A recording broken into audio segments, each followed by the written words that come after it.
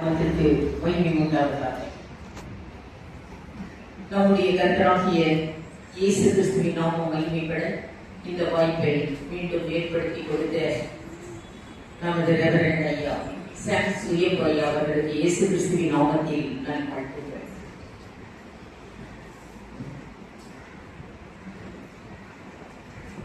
நேரம் குறைவாக இருக்கிறபடினால் நாம் ஆராதிக்கிற தேவன் எப்படிப்பட்டவர் அப்படிங்கிறத மாத்திரம்தான் எனக்கு சொல்றதுக்கு டைம் இருக்கிறது. நாம் ஆராதிக்கிற தேவன் யார்?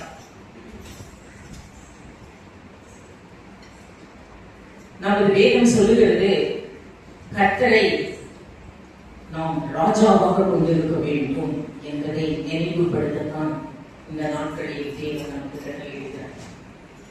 கர்த்தரை ராஜாவாக கொண்ட ஜனம் அது பாக்கியம் உள்ளது. எத்தனையோ ராஜாக்கள் இந்த பூமியை அரசாடலாம், ஆனால் நமக்கு ஒரு ராஜா இருக்கிறார். அவரை ராஜாவாக ஏற்றுக்கொண்டுதான் இந்த இடத்தை விட்டு நம்ம போகணும். பாருங்கள், தாவீது சொல்லுகிறார் சங்கீதம் 44:4, கர்த்தர் நம்முடைய ராஜா. யார் வேணாலும் அரசாட்சி செய்யட்டும், எத்தனை பேர் வேணாலும் அந்த பூமி அரசாட்சி செய்யட்டும், ஆனால் கர்த்தர் தான் ராஜரீகம் பண்ணி கொண்டிருக்கிறார். கர்த்தர் தான் நம்முடைய ராஜா. படிங்கள், நீர் என் ராஜா என்று சொல்லுகிறார். தாவீது சொல்லுகிறார், நீர் என் ராஜா. பாருங்கள், ராஜா என்று சொன்னா அவருக்கு ஒரு மிலிட்டரி இருக்கும். நமக்கு ஒரு பாலகன் பிறந்தார், நமக்கு ஒரு குமாரன் கொடுக்கப்பட்டார். கர்த்தத்துவம் அவர் தோளின் மேல் இருக்கும். கர்த்தத்துவம் என்றால் மிலிட்டரி, பரலோக மிலிட்டரி அவர் தோளின் மேல் இருக்கும். நம்ம கர்த்தருக்கு பேர் என்ன தெரியுமா? சேனைகளின் கர்த்தர். அவருக்கு ஒரு பாளையம் இருக்கிறது, பயங்கர சேனை மிலிட்டரி. அவருடைய பாளையம் மகா பெரிது. சொல்லும் போதே சேனைகளின் கர்த்தர் என்றுதான் சொல்லுவார்கள். பாருங்கள், அவரை ராஜாவாக கொண்டிருக்கிற ஜனம் ஏசாயா 62:12 என்னை தெய்வமாக, என்னை ராஜாவாக கொண்டிருக்கிற ஜனங்கள் அவர்கள் கைவிடப்படாத நகரம் என்று பெறுவார்கள். கைவிடப்படவே மாட்டார்கள். என்னை ராஜாவாக கொண்ட ஜனம். படியுங்கள், ஏசாயா 62:12 அவர்கள் பரிசுத்த ஜனம் என்றும் கர்த்தரால் மீட்கப்பட்ட ஜனம் என்றும் சொல்லுவார்கள். நீ தேடிக்கொள்ளப்பட்டது என்றும் கைவிடப்படாத நகரம் என்று நீ பெயர் பெறுவாய் என்று சொல்லுகிறது. கர்த்தரை ராஜாவாக கொள்ள உங்களுக்கு சீக்கிரமா? கைவிடப்படாத நகரம். என்ன கர்த்தர் கைவிட்டார், நீ கைவிடப்படாத நகரம் என்று பெயர் பெறுவாய் என்று சொல்லுகிறது. பாருங்கள், இந்த யாரோ பூமி அரசாட்சி செய்தாலும் கர்த்தர் தான் இந்த பூமியை இப்பொழுது அரசாட்சி செய்து கொண்டு வருகிறார். வானத்தையும் அவர்தான் ராஜரீகம் பண்ணி கொண்டு வருகிறார் என்று 103 சங்கீதம் 19 படிக்கும் பொழுது, கர்த்தர் தான் வானத்தில் தனது சிங்காசனத்தை வைத்து ராஜரீகம் பண்ணி கொண்டிருக்கிறார். பூமியையும் அவர் தனது பாதத்தை வைத்து ராஜரீகம் பண்ணி கொண்டிருக்கிறார். எப்படியோ அவருடைய ராஜரீகம் சர்வத்தையும் இப்பொழுது ஆண்டு கொண்டு இருக்கிறது. படிப்போம் 103:19. வானங்களில் தனது சிங்காசனத்தை ஸ்தாபித்து அரசாட்சி செய் ராஜரீகம் பண்ணி கொண்டிருக்கிறார். 97 சங்கீதம் 1 பூமியில் தனது பாதத்தை வைத்து அவர்தான் ராஜரீகம் பண்ணி கொண்டிருக்கிறார். கர்த்தர் ராஜரீகம் பண்ணுகிறார். பூமி பூரிப்பாகுங்கள், சந்தோஷப்படுங்கள். கர்த்தர் தான் ராஜரீகம் பண்ணி கொண்டிருக்கிறார். பூமியை வானத்தையும் அவர்தான் ராஜரீகம் பண்ணுகிறார், பூமியையும் அவர்தான் ராஜரீகம் பண்ணுகிறார். ஆதலால் கர்த்தர் தான் ராஜா என்று சொல்லப்பட்டிருக்கிறது. பாருங்கள், பூச்சக்கரம் அசையாதபடி உறுதிப்பட்டிருக்கும். படிங்கள் 93:1. கர்த்தர் இந்த பூமியை ராஜரீகம் பண்ணுவதனால் இந்த பூமி எப்படி இருக்குது? அசைய மாட்டேங்குது. இமயமலை எங்கேயாவது ஓடிடுமா?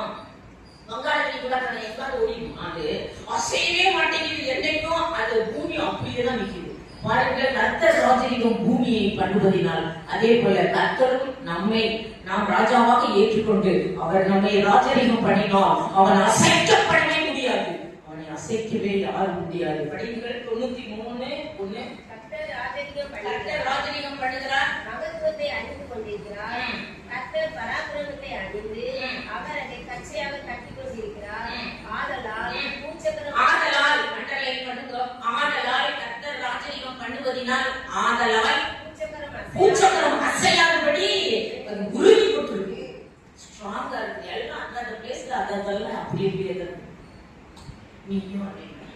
கர்த்தரை ராஜாவாக கொண்டிருக்கிற ஜனம் அவர்களும் அசைக்கப்படாம் என்று 125 சங்கீதம் 1 வசனம். கர்த்தரை ராஜாவாக கொண்ட ஜனம் அசைக்கப்படாம். 125 கர்த்தரை நம்புகிறவர்கள் என்றென்றைக்கும் அசையாமல் நிலைத்திருக்கும் சீயோன் பர்வதத்தை போல் அசைக்கப்படாமல் நீதிமான் என்றென்றைக்கும் அசைக்கப்படுவது இல்லை என்று நீதிமொழிகள் 10ஆம் அதிகாரம் 30ஆம் வசனம் குறிப்பிடப்பட்டிருக்கிறது. நீதிமான் என்றென்றைக்கும் அசைக்கப்படுவதே இல்லை. உன் சபையை அசைக்க முடியாது, உன் வீட்டை அசைக்க முடியாது, உன் குடும்பத்தையே யாரும் அசைக்கவே முடியாது, பிரிக்கவும் முடியாது. யாரும் ஓட மாட்டாங்க. ஏன் பயப்படுற? கர்த்தரை ராஜாவாக கொண்டிருந்த ஜனம் அவர்கள் அசைக்கப்பட மாட்டார். நிலைத்திருக்கும் சீயோன் பர்வதத்தை போல இருப்பார்கள். முதலாவது கர்த்தரை ராஜாவாக ஏற்றுக்கொண்ட ஜனம் அசைக்கப்படாம். இரண்டாவது கர்த்தரை ராஜாவாக கொண்ட நீதிமொழிகள் 1ஆம் அதிகாரம் 33 அவன் எந்த ஆபத்துக்கும் பூமியில் பயப்படாமல் அமைதியான ஒரு வாழ்க்கை அவன் நடத்துவான். எந்த ஆபத்துக்கும் பயப்பட மாட்டான். கர்த்தரை ராஜாவாக கொண்ட ஜனம் எந்த ஆபத்துக்கும் பயப்படவே மாட்டாங்க. பூமியில அவர்கள் பயப்படாமல், எந்த ஆபத்தை குறித்தும் பயப்படாமல் எப்படி இருப்பார்கள்? எனக்கு செவி கொடுக்கிறவன் எவனோ அவன் எந்த விக்கிரமையை மோசம் பண்ணி எந்த ஆபத்துக்கும் பயப்படாமல் அமைதியாக இருக்கும். பாருங்க, துன்பம் வந்துருச்சு, கொரோனா வந்துருச்சுன்னா சிரிப்பாங்களா? யோபு சொல்லுகிறார், யோபு 5ஆம் அதிகாரம் 22 பாழாக்குதல் பூமிக்கு வரும்பொழுது, பஞ்சங்கள் பூமிக்கு வரும்போது நான் சிரிப்பேங்கிறது. பாழாக்குதல் வரும்போது நமக்கு அந்த துன்ப நேரத்தில் தப்பாமல் உதவி வரும். ஆதலால் அவர் யோபு சொல்லுகிறார், பாழாக்குதலையும் பஞ்சத்தையும் பார்த்து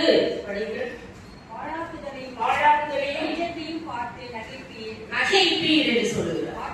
போது பாழாக்குதலையும் பஞ்சமும் இந்த பூமிக்கு வரும்போது நீ சிரிப்பாய் என்று சொல்லப்பட்டிருக்கிறது. எப்படி ஜீவிக்க சொன்னார்? எப்படி ஜீவிப்பார்கள் பாருங்கள். உண்மைகளோடு அவர்கள் ஜீவனம் பண்ணுவார்கள் என்று சொல்லப்பட்டிருக்கிறது.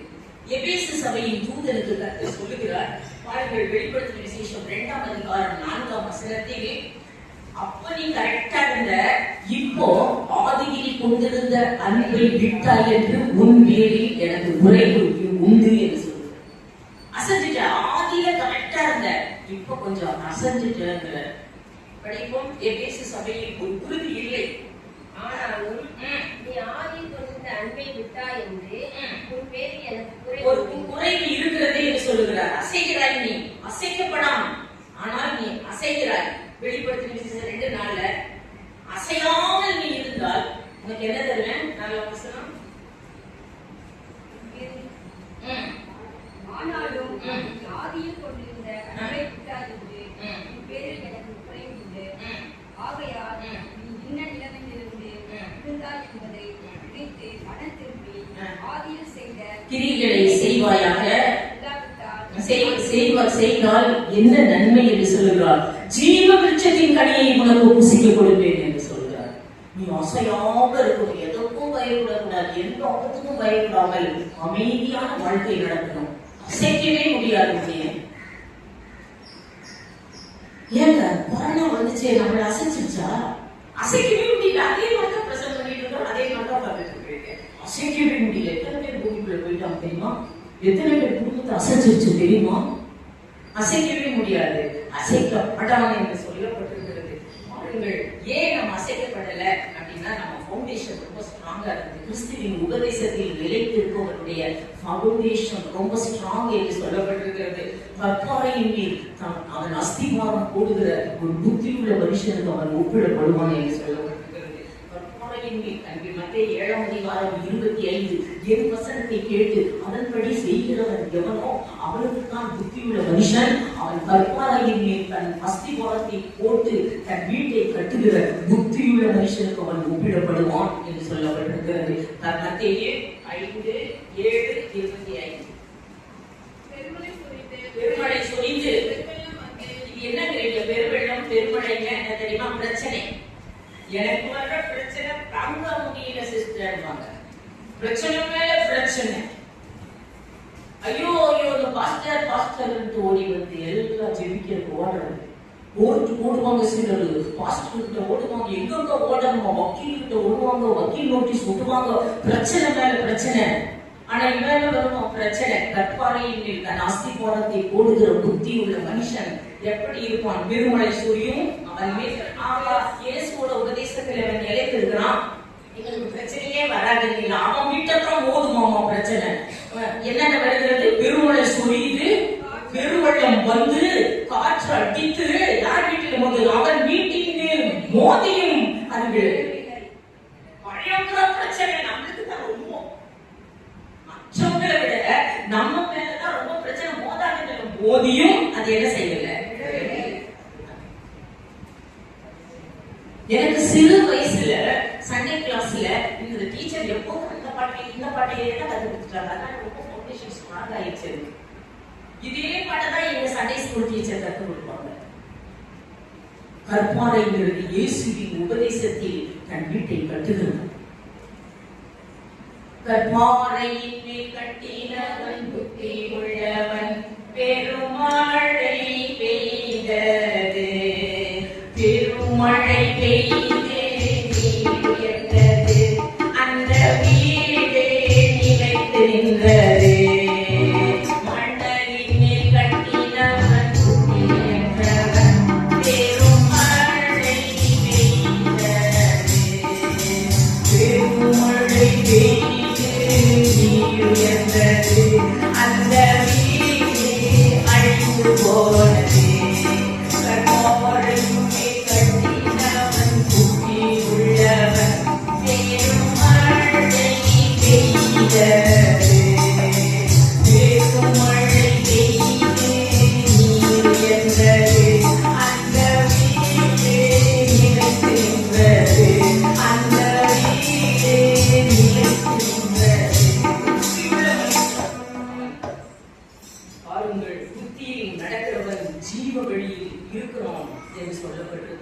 பாருங்கள், இந்த புத்தியுள்ள மனிதன் எப்படி இருக்கிறான்? நமக்கு ஒரு வழி இருக்கிறது.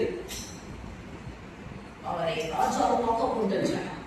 எந்த ஆபத்துக்கும் பயப்படாமல் உயர்த்த வருவதாக என்று 125 சங்கீதம் 1 வசனத்தில் சொல்லப்படும். ஒரு சிலர் நிலைத்து நின்றார்கள். பாருங்கள், பேதுரு யோவான் 21 வசனத்தில் பேதுரு எப்படி நிலைத்து நிற்கிறார் பாருங்கள். ஒரு ஆபத்து 21 அதிகாரம் 18 வசனம். ஒரு நாள் கர்த்தர் பேதுருக்கு தரிசனமானார். பேதுருவே, நீ நரைமயிராவாய் என்று சொன்னார். இப்போ உனக்கு கருப்பு முடி இருக்குது, ஆனா நீ நரைமயிராய், எல்லாம் ஒயிட்டாக போகுது. அப்ப இன்னொரு மனுஷன் உன்னை துன்பப்படுத்துவான், இழுத்துட்டு போவான் என்று சொன்னார். அன்னைக்கு நைட்டு தான் சொல்றார். கர்த்தர் பேதுருக்கு தரிசனமாகி என்ன சொன்னார்? படிப்போம். நீ ஏன் இளம் வயதுள்ளவனாய் இருக்கிறாய்?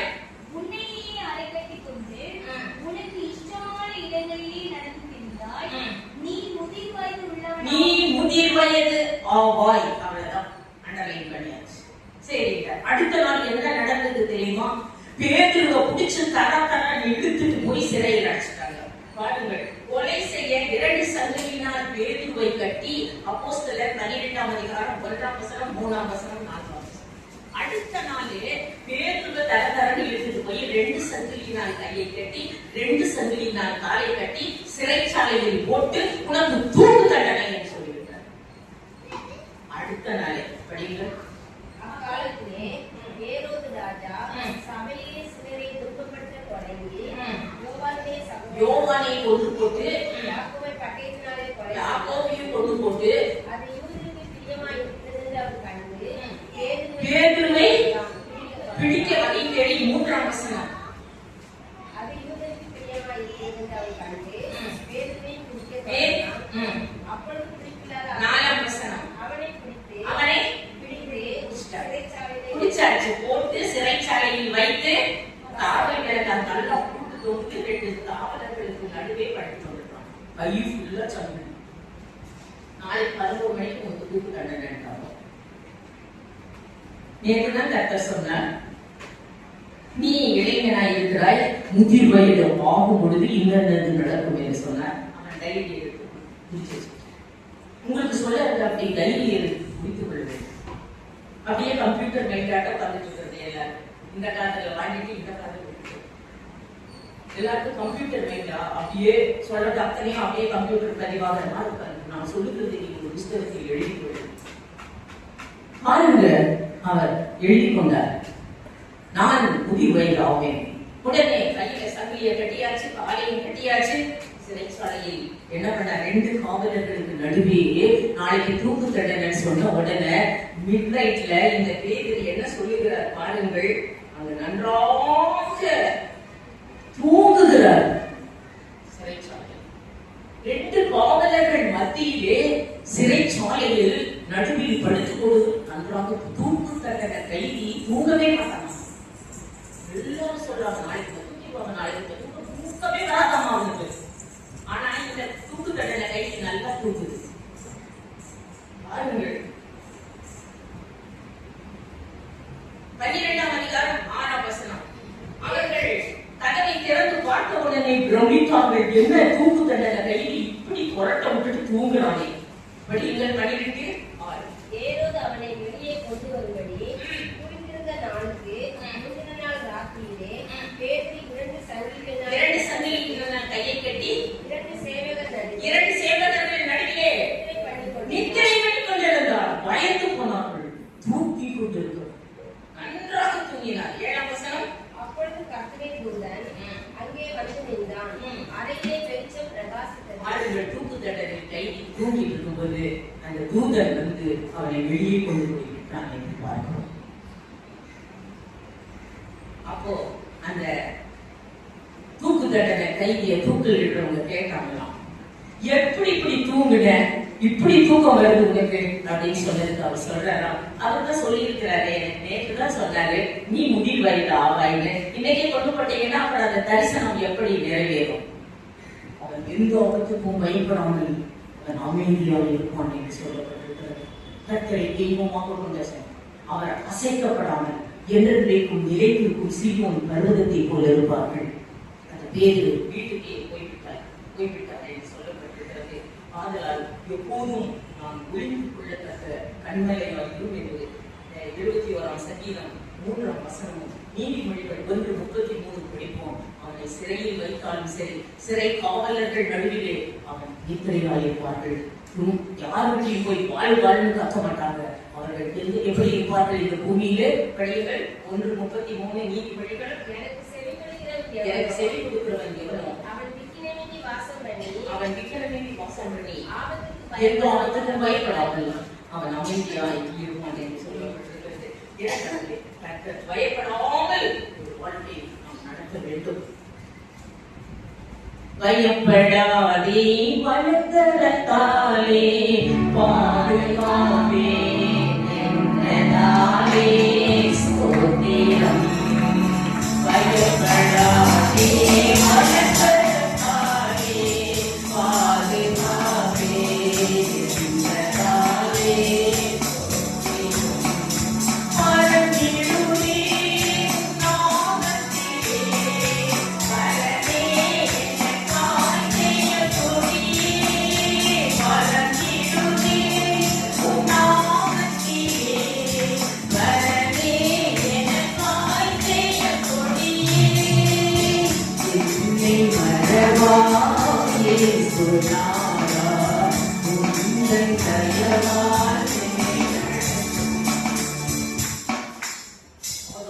வாசல்கள் நம்மை மேற்கொள்ளுவது இல்லை என்று பவுல் சொல்கிறார். ஒருமுறை பவுலை பிடித்தார். பாருங்கள், ஒருமுறை பவுல் ராத்திரியிலே பவுலுக்கு தோன்றி அப்போஸ்தலர் 27ஆம் அதிகாரம் 24ஆம் வசனம், பவுலே நீ பயப்படாதே, நீ ஒரு நாள் ராயனுக்கு முன்பாக நிற்க வேண்டும் என்று சொன்னார். உடனே குறிச்சிருக்கிறார்.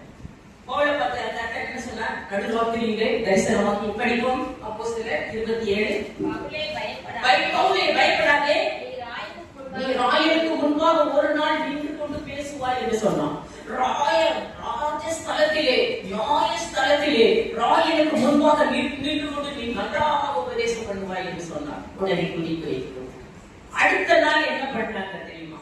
பவுல பாருங்க, உடனே பவுல் அப்படி சொன்னதை குறித்து வைத்துக் கொண்டு ஒரு பெரிய ரோமாவில் செல்வதற்காக ஒரு கடல் பயணத்திலே ஒரு பெரிய போட்டை எடுத்து ஒரு கப்பலை எடுத்து 276 பேர் சுவிசேஷ பயணத்தின் போது ரோமாபுரிக்கு போய் சுவிசேஷத்தை பிரசங்கிக்கலாம் என்று ஒரு பெரிய கப்பல் ஏறினார்கள். அதுல எத்தனை பேர் இருந்தார்கள்? 276 பேர்.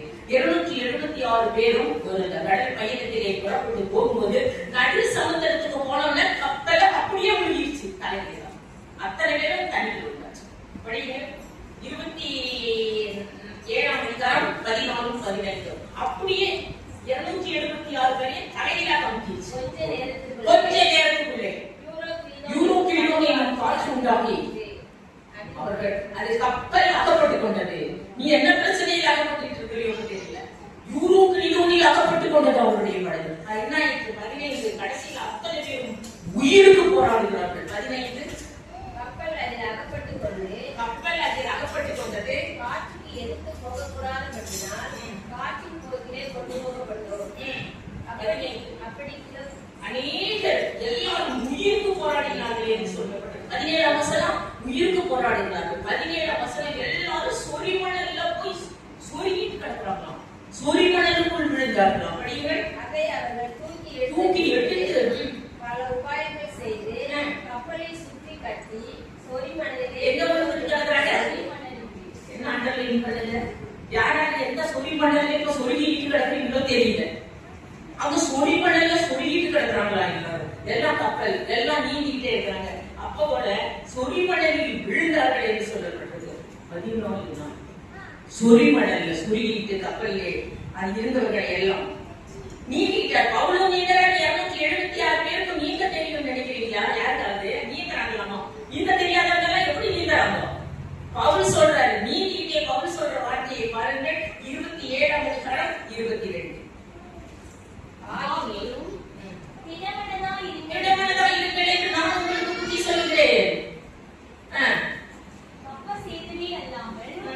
நம்மில் ஒருவனுக்கும் பிராணசேதம் வராது.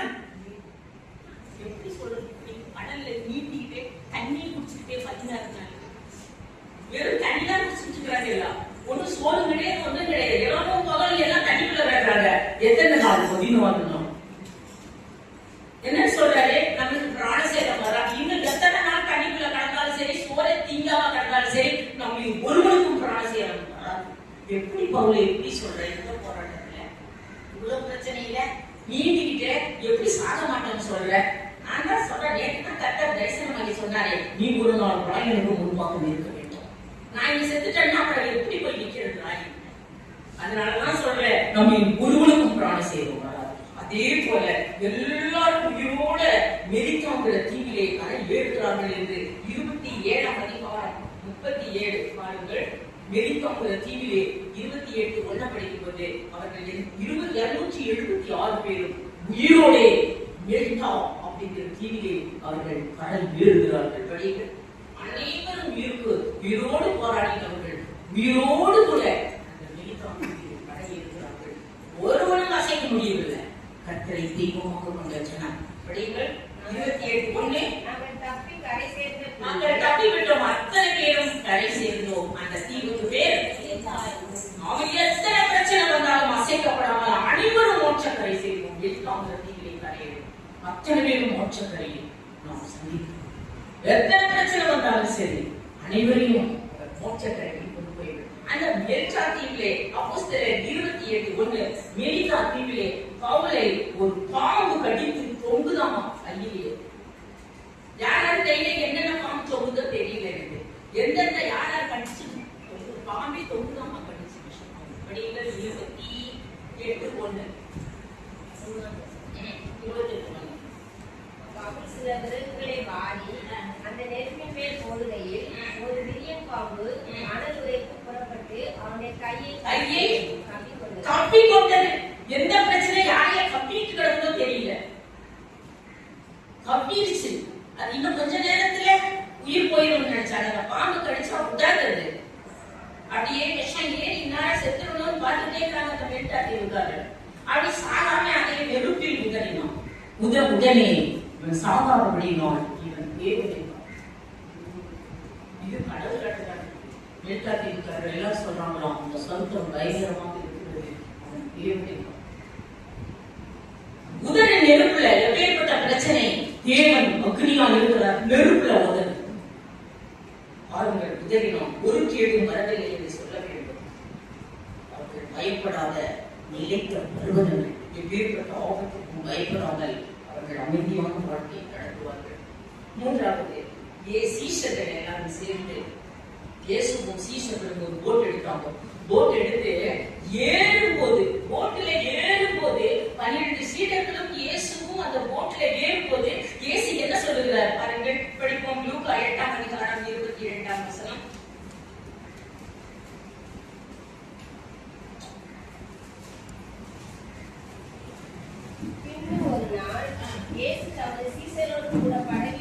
இயேசு தனது சீஷர்களோடு கூட படகில் ஏறினார். அக்கறைக்கு அடலை பண்ணுவாங்க. என்ன சொல்லி அக்கறைக்கு போவோம் வாருங்கள் அப்படின்னு தான் கூப்பிடுறார். இயேசு கிறிஸ்து என்ன சொல்லி ஏறுகிறார்கள் போட்ல? அக்கறைக்கு போக பிரயாசப்படலாம் அப்படின்னு சொன்னார். ட்ரை பண்ணலாம், அக்கறைக்கு போகிறதுக்கு இந்த போட்டை எடுத்துட்டு ட்ரை பண்ணலாம் அப்படின்னு சொன்னாரா? இல்லையே, அக்கறைக்கு போவோம் வாருங்கள் என்று நான் மோட்சத்துக்கு போகலாம் ட்ரை பண்ணலாம்னு சொன்னாரா நம்மகிட்ட? இயேசு கிறிஸ்து ட்ரை பண்ணி பார்க்கலாம், இந்த பிரச்சனை இல்ல, மோட்சத்திற்கு போவோம் வாருங்கள் தான் கூப்பிட்டுருக்கிறார். அக்கறைக்கு போவோம் வாருங்கள் தான் கூப்பிட்டார். உடனே எல்லாரும் ஏறிட்டாங்க. ஆஹா, அக்கறைக்கு போகணும். நம்ம எல்லாரும் ஏறினோம்னா நட்டுவழியில என்னாச்சு? யூரோப்பிலும் காற்று ஒன்று பயங்கரமாக சுழன்று அடிக்குதான். பாருங்கள், 8ஆம் அதிகாரம் 23, 24. படகு ஓடுகையில் அவர் நித்திரையாய் இருந்தார். அவர் நல்லா போய் தூங்கிட்டு இருக்கிறார் முன்னணியில. அப்பொழுது கடலிலே சுழல் காற்று உண்டாக்கி அவர்கள் மடிந்து போகத்தக்கதாக அந்த சுழல் காற்று வந்து சுழன்று அடிக்குது. இவங்க என்னன்னு கத்துறாங்க தெரியுமா? என்னன்னு கத்துறாங்க? 24. அவரிடத்தில் வந்து ஐயரே ஐயரே இயேசு அடிச்சு நல்லா தூங்குறாரு. அவரை பிடிச்சு இழுக்கிறாங்க. என்னன்னு? ஐயரே ஐயரே, நாங்கள் மடிந்து போகிறது. உங்களுக்கு கவலையே இல்லையா? கவலையே இல்லை. என் பொண்டாட்டி ஓடி போயிட்டா தெரியுமா? கவலையே இல்லையா உங்களுக்கு? என் புருஷன் ஓடி போயிட்டான், அவனுக்கு சம்பளமே இல்லை, வேலையே இல்லை, என் பிள்ளையும் இல்லை, உங்களுக்கு கவலையே இல்லை? அப்படிதான் கேட்கிறோம். அவங்க அப்படிதான் கேட்கிறாங்க. நாங்க சாகறது கவலை இல்லையா? இப்படி தூங்குறீங்களே இயேசுவே இந்த புயல்ல. ஓட்டு தலையில போயிடுது, தண்ணியெல்லாம் உள்ள வந்துருச்சு, இப்ப போய் இப்படி தூங்குறீங்களே ஐயரே ஐயரே. என்னன்னா படிமா? ஐயரே ஐயரே, நாங்கள் மடிந்து போகிறது உங்களுக்கு கவலை இல்லையா? எழுந்தார். ஏன் நான் சொன்னது உங்களுக்கு ஞாபகம் இல்லையா? நான் என்ன சொல்லி கூப்பிட்டேன்? அக்கறைக்கு போக பாருங்க, அக்கறைக்கு போவோம்னு தானே கூப்பிட்டேன். என்ன புயல் வந்து என்ன கலையிலா போனா உனக்கு என்ன? நம்மளும் மோட்சத்தைக்கு போகலான்னு தானே வந்தோம். எந்த பிரச்சனை வந்தா உனக்கு என்ன? தூங்கு, இயேசு மாதிரி போய் இயேசு பக்கத்துலயே ஒரு தலைவலி போட்டு அங்கேயே தூங்கு, நல்லா தூங்கு. என்ன புயல் வந்தா என்ன உனக்கு என்ன? அக்கறைக்கு போவோம் வாருங்கள் தானே கூப்பிட்டேன். உடனே இயேசு வந்து 2 கேள்வி கேட்கிறார். என்ன கேள்வி? 2 கேள்வி தான். படிங்க. என்ன கேள்வி கேட்கிறார்? மார்க்கு 4ஆம் அதிகாரம் 40ஆம் வசனம். எந்திரிச்ச உடனே ஏன் பயப்பட்டீர்கள்? உங்களுக்கு என்ன பயம்? இயேசு அவர்களை நோக்கி ஏன் இப்படி பயப்பட்டீர்கள்? அடலை பண்ணுங்க. ஃபர்ஸ்ட் கேள்வி என்ன கேட்கிறார்? ஏன் இப்படி பயப்பட்டீர்கள்? எண்ணெயை போட்டு தூங்குறவரை போட்டு இப்படி எழுப்புறீங்க, ஏன் இப்படி பயப்பட்டீங்க? ஆண்டவரே, அப்பா அவங்க என்ன சொல்லி, ஆண்டவரே தலைகீழா வந்துச்சு, தண்ணியெல்லாம் உள்ள வந்துச்சு, போட்டு தலைகீழா அடைஞ்சு ஏன் பயப்பட்டேன்னு கேட்கறியே? உயிர் போகுது, இப்ப போயிட்டு ஏன் பயப்பட்டேன்னு கேட்கறியே? இப்படி தண்ணி வந்துருச்சு, ஏன் பயப்பட்டீங்க? 2வது, ஏன் என் வார்த்தை மேல் உங்களுக்கு விசுவாசம் இல்லாமல் போய்விட்டது? விசுவாசமே கிடையாது. நான் என்ன சொல்லி கொடுத்தேன்? போகலான்னு தான் சொல்லி கொடுத்தேன். போக பிரயாசம், என்னை கொண்டுட்டு தான் உன்னை கொள்ளு, என்னை கொண்டுட்டு தான் கொள்ளும். நான் இருக்கிறேன், உன் படகில் இயேசு இருக்கிறார், எப்படி நீ சாவ? இயேசுவை கொண்டுட்டு தான் அது முன்னணியில போய் படுத்துட்டு இருக்கிறாரா? முதல் வந்து அந்த அலை வந்து அடைப்பான், அந்த முன்னணியை அடிச்சு அடையெல்லாம் பீஸ் பண்ணும். அந்த இடத்துல தான் அவர் தூங்குறாரு. அப்புறம் தான் பின்னணிக்கு வரும். அப்படி அடிக்கட்டு தான் முதல் அடிக்கும், ஓட்ட விடும், அங்கதான் சாப்பாங்க. ஆனா அவர் அங்கதான் தூங்குறாரு. ஏன் பயப்பட்டீர்கள்? ஏன் என் வார்த்தையில் உங்களுக்கு விசுவாசம் இல்லாமல் போய்விட்டது? நம்ம தான் அக்கறைக்கு போகலாம்னு சொன்னேன். அக்கறைக்கு போகலாம் அப்படிங்கிற தானே சொன்னேன். இடையில என்ன பிரச்சனை வந்தா உனக்கு என்ன ஏன் போட்டு போடுற? என் மகனே இன்னும் இன்னும் பயம் உனக்கு, ஏன் என் வார்த்தையில் நம்பிக்கை இல்லை? என் மகனே இன்னும் இன்னும் பயம் உனக்கு, ஏன் என் வார்த்தையில் நம்பிக்கை இல்லை? உன்னோடு நான் இருக்க உன் பழகு மூழ்கிடுமோ? உன்னோடு நான் இருக்க உன் பழகு மூழ்கிடுமோ? கரை சேர்த்திடுவாய் கலங்காதே, மோட்ச கரை சேர்த்திடுவாய் கலங்காதே.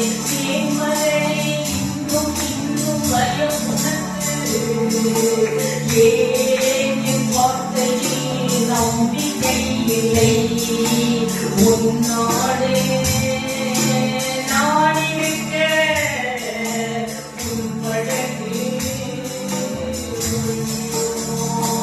உன்னோடு நான் இருக்க உன் பழகு மூழ்கிடுமோ? கரை சேர்த்திடுவாய் கலங்காதே, மோட்ச கரை சேர்த்திடுவாய் கலங்காதே. ஏன் விசுவாசம் இல்லாமல் போய்விட்டது என்று சொன்னார். பாருங்கள், இயேசு என்ன செய்தார்? உடனே விடிய காலமான போது இயேசு மறுகரையிலே நின்றார்கள். எல்லாரும் பாருங்கள், மார்க் 5ஆம் அதிகாரம் 1ஆம் வசனம். அவ்வளவு பெரிய பிரச்சனையிலே காற்றையும் கடலையும் அவர் அதட்டினார். விடிய காலமான போது இயேசுவும் சீஷர்களும் மறுகரையிலே நின்றார். நாமும் இந்த யாத்திரை முடித்த உடனே இயேசுவோ இயேசு நம் போட்டியில் இருந்தால் நாம் அனைவரும் ஒற்ற கரையில் இருப்போம். பாருங்கள், மார்க் 5:1. விடிய காலமான போது பாருங்கள், கடலுக்கு அக்கறையில் உள்ள கதர்நீசருடைய நாட்டில் வந்தார்கள். அவர்கள் படகிலிருந்து இறங்கி மார்க் 5:1. விடிய காலமான போது இயேசு மறுகரையிலே நின்றார் என்று பார்க்கிறோம். யோவான் 21:4 அது குறிக்கப்பட்டிருக்கிறது. பாருங்கள், பேதுரு என்ன செய்தார்? விடிய காலமான போது அடவைட் பண்ணுங்க. இயேசு கரையிலே நின்றார். இயேசு மறுகரையிலே நின்றார். அத்தனை பேரும் அதுதான் விடிய காலமான போது எந்த பிரச்சனை வந்தாலும் பயப்பட வேண்டாம், ஆபத்துக்கு பயப்படாமல் அமைதியாக இருக்கும். பாருங்கள், பேதுரு சிறைச்சாலையில் உறங்கினார். இரண்டாவது, பவுல் மெலிதா தீவில் நன்றாக உறங்கினார். இயேசு கிறிஸ்து யூரோப்பியம் காற்றில் கப்பல்ல படுத்துக்கிட்டு நன்றாக உறங்கினார். பவுலும் சீலாவும் ரத்த காயங்களோடு அடிபட்டு சிறைச்சாலையில் பாடினார்கள், நன்றாக உறங்கினார்கள். பூமியெல்லாம் அதிர்ந்து கதவெல்லாம் திறந்து காவலர்கள் பயந்து எல்லாரும் வெளியே போய்விட்டார்கள் என்று சொல்லப்பட்டது. கடைசியாக ஒரு பரிசேயன் வந்தான், இயேசுவையே பயன்படுத்தினான். ஒரு பரிசேயன் வந்து இயேசுவை பயன்படுத்தினான். இயேசுவையே பயன்படுத்தலாமா? நம்மளை பயன்படுத்தாமல் இருப்பாங்களா இந்த பாவிகள்? இயேசு வந்து இயேசுவே இயேசுவே நீ எங்கேயாவது ஓடிடு, எல்லாரும் உன்னை கொல்ல பார்க்கறாங்க, எல்லாரும் கத்தி இழுத்துட்டு வந்துட்டாங்க, உன்னை வெட்ட பார்க்கறாங்க. அந்த இன்ஃபர்மேஷன் ப்ரீவியஸ் இன்ஃபர்மேஷன் இயேசுவிக்கே கொடுக்குறான். வந்து பழக்கத்தை என்ன சொல்றான்? 13ஆம் அதிகாரம் 13:31. அவர் அசையவே இல்லை. இயேசுவே பயன்படுத்துறான். ஓடிடு நீ இருக்காத, இந்த பயன்படுத்த அந்த நாளில் ஒரு பரிசேயன் அவரிடம் வந்து இயேசுவே இயேசுவே நீர் இவ்விடத்தை விட்டு எங்கேயாவது ஓடிடு, ஏனென்றால் எல்லாரும் உன்னை கொல்ல பார்க்கிறாங்க, ஓடிடு. இயேசு என்ன சொல்கிறார் பாருங்கள், 13:33. நான் இன்றைக்கு நடமாட வேண்டும், நாளைக்கும் நடமாட வேண்டும், மூன்றாவது நாளும் நான் நடமாட வேண்டும், 4வது நாள் நான் பைபிள் பிரகாரம் என்னை பிடிப்பார்கள் என்று அந்த நெருக்கி சொல்லுங்கள். அசையவே இல்லை. அப்படி சொல்லுகிறார். என்னன்னு சொல்லுகிறார்? இன்றைக்கு 13:33 இன்றைக்கும் நடமாட வேண்டும், நாளைக்கும் நடமாட வேண்டும், நாளானைக்கும் நான் நடமாட வேண்டும், 4வது நாள் தான் என்னை பிடிப்பார்கள் என்று படிக்கலாம். 33 அந்த நெருக்கி மறுநாளைக்கும் நான் நடமாட வேண்டும். ஒரு தீர்க்கதரிசியும்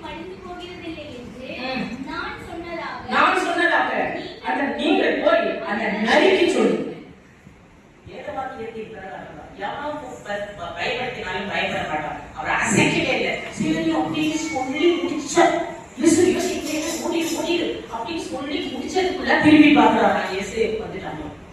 பக்கத்திலேயே பத்தியோட வந்து புத்தகத்துக்கு வந்துட்டாங்க. திரும்பி பார்த்தாங்க. பைபிள் அப்படி திரும்பி பார்த்த உடனே 10ஆம் அதிகாரம் 31, 39 உடனே திரும்பி பார்த்தா பக்கத்திலேயே நிற்கிறாங்க. கத்தி எடுத்து உடனே இயேசு மறைந்தார்கள். டக்கு காணல போயிட்டாரு. ஆளே ஆகிட்ட மறைகிற வல்லமை உனக்கு கற்றுக் கொடுத்திருக்கிறார். பக்கத்துல வந்துட்டாங்கன்னா நீ மறைஞ்சிடுவ. பாருங்க 31, 31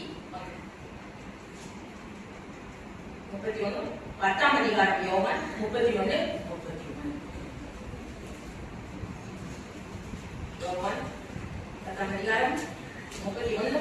அப்பொழுது யூதர்கள் மறுபடியும் அவர்கள் மேல் கல்லெறியும்படி கல்லுகளை எடுத்துக்கொண்டார்கள். 39ஆம் வசனம். இது நிமித்தம் அவர்கள் மறுபடியும் அவரை பிடித்து தேடினார்கள். அவரோ அவர்களை விட்டு அவ்விடத்தை விட்டு மறைந்தார். டக்குனு திரும்பி பார்த்தா அழகான அவங்க கீழே பூந்து கல்லை எடுக்கக்குள்ள அழகான மறைந்த தப்பிக்குள்ளும் போக்கை உண்டாக்கி ஆதலால் கர்த்தரை ராஜாவாக கொண்டார். எந்த ஆபத்துக்கும் பயப்படாமல் பூமியில் ஒரு அமைதியான வாழ்க்கையை நடத்துவார்கள் என்று சொல்லப்பட்டிருக்கிறது. நேரம் இதோடு முடிக்கிறேன். ஓ இயேசு நம் யுத்தங்கள் நடத்துவார். ஏற்றிடுவோம் என்றும் ஜெய கொடி. இயேசு நம் யுத்தங்கள் நடத்துவார். ஏற்றிடுவோம் என்றும் ஜெய கொடி. யாவையும் ஜெயித்து வானத்தில் பறந்து இயேசுவை சந்தித்து ஆனந்திப்போம். யாவையும் ஜெயித்து வானத்தில் பறந்து இயேசுவை சந்தித்து ஆனந்திப்போம். கர்த்தர்